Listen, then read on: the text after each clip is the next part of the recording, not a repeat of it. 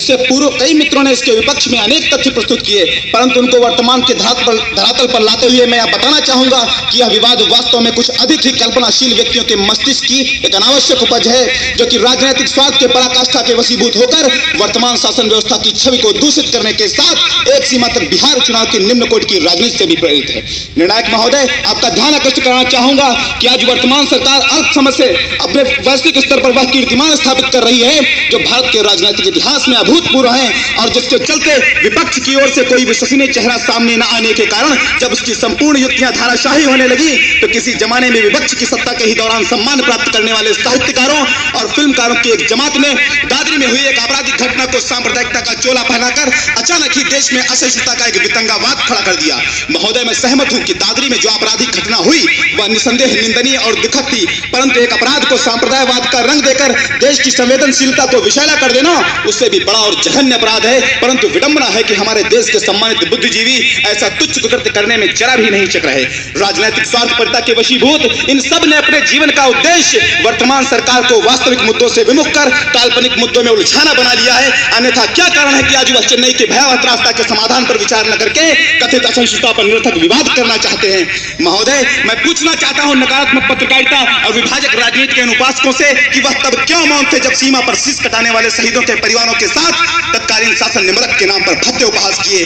कहां थे विपक्षी दलों के यह सम्मानित सदस्य जब भारत मां को डायन कहा गया, और कहां थे यह बुद्धिजीवी जब बड़शंकर अय्यर और सलमान खुर्शीद भारत के प्रतिनिधि के विरुद्ध पाकिस्तानी मीडिया में जहर उगल रहे थे। क्या बोफोर्स, कोल और हेराल्ड घोटाला कर देश की संपत्ति का दोहन करना और फंस जाने पर संसद में हंगामा करना सहिष्णुता की निशानी है?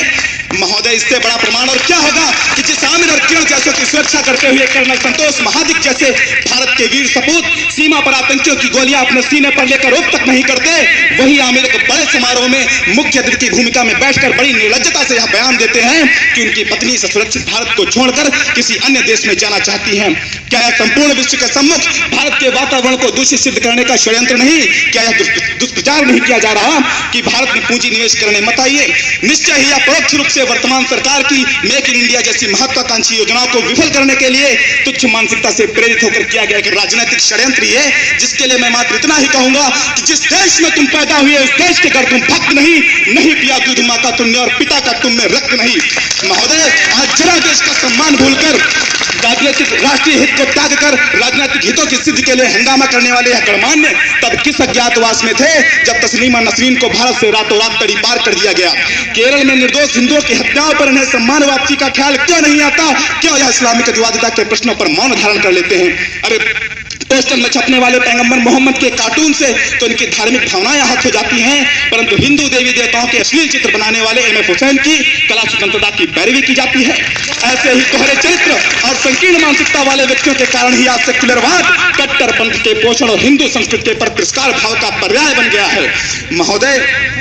असहिष्णुता क्या है? पूछिए उन 11,42,000 घायलों के परिवारों से जिन्होंने सन 75 का आपातकाल देखा है, जब जयप्रकाश नारायण सरीखे लोक नायकों को भी जेल की यातनाएं सहनी पड़ी। पूछिए सन 84 में जिंदा जलाए गए निर्दोष सिखों और सन 89 में अपनी ही दृष्टि के सामने अपने परिवारों की हत्या देखने वाले कश्मीरी पंडितों से जो आज अपने ही देश में शरणार्थियों की भांति दोयम दर्जे का जीवन जीने को अभिशप्त हैं। महोदय,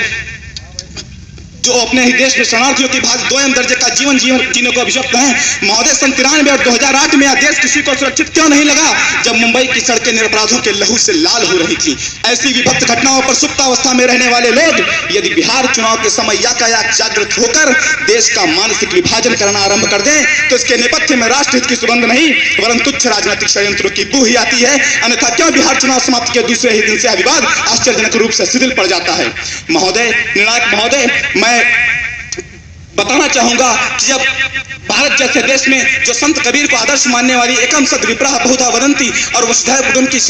कुटुंबकम की सहिष्णु मान्यता से ओतप्रोत हमारी समावेशी भारतीय संस्कृति में ज्ञान और उसके विरोधी विचारों के सम्मान की गौरवशाली परंपरा रही है, ऐसे देश में यदि बृहद स्तर पर नकारात्मकता के निर्माण का प्रयास किया जाने लगे तो यह स्पष्ट है कि असहिष्णुता का यह वितंगावाद पूर्ण रूप में राजनीति प्रेरित ही है और उसमें रंच मात्र भी संदेह नहीं। अपनी वाणी को विराम देने से पूर्व इस मंच के माध्यम से मैं कहना चाहूंगा कि सहिष्णुता एक भावात्मक शक्ति है। भाव इंद्रिय, चेतना और मन से परे होता है, क्योंकि इंद्रियां भी भाव से ही संचालित होती हैं, अतः भाव सबसे ऊपर है। और इसी क्रम में राष्ट्रहित के भाव के साथ मैं आप सबका आह्वान करता हूं कि सहारे ढूंढ ना छोड़ो, चलो खुद ही संभलते हैं, सभी को बांटने उजाला घर से निकलते हैं, चलो सब भूलते हैं भेद, करते हैं नए रिश्ते, वक्त अब आ गया है देश की सूरत बदलते हैं। धन्यवाद।